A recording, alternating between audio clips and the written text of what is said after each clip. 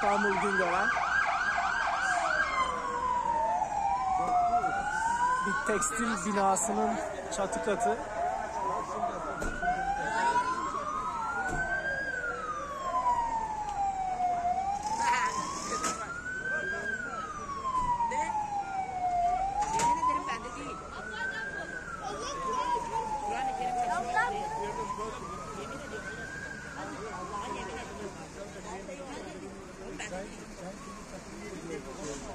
Senin çantanı koydum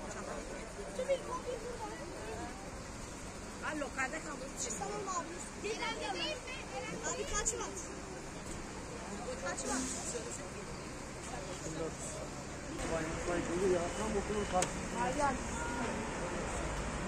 İstanbul Güngören. Bir çatı katı yangını.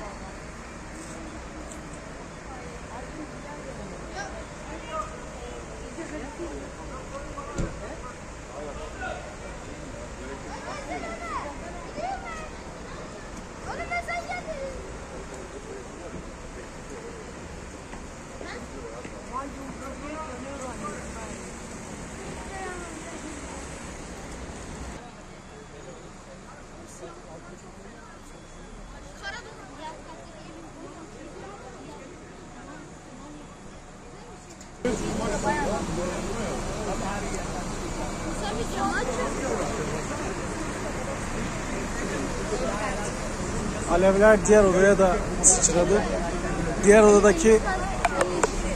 Diğer odadaki kumaşlar da yanıyor.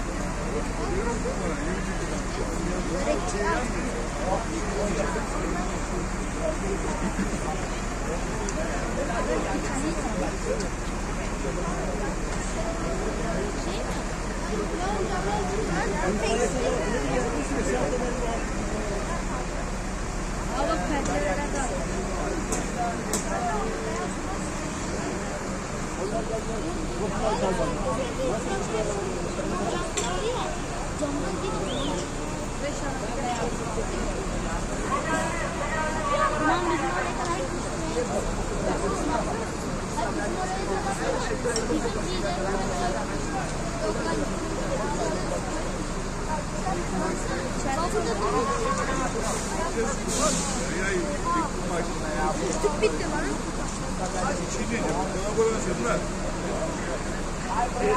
Bir daha ayrı mıydı?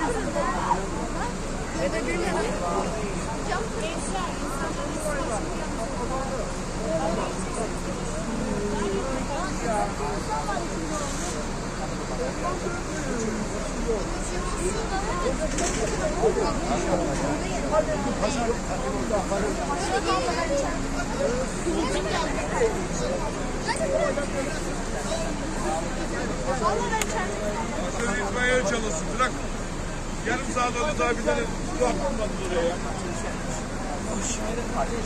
Yarım saat oldu ya. Gelin yapın. Nasıl itfaiye? Gördün mü bu?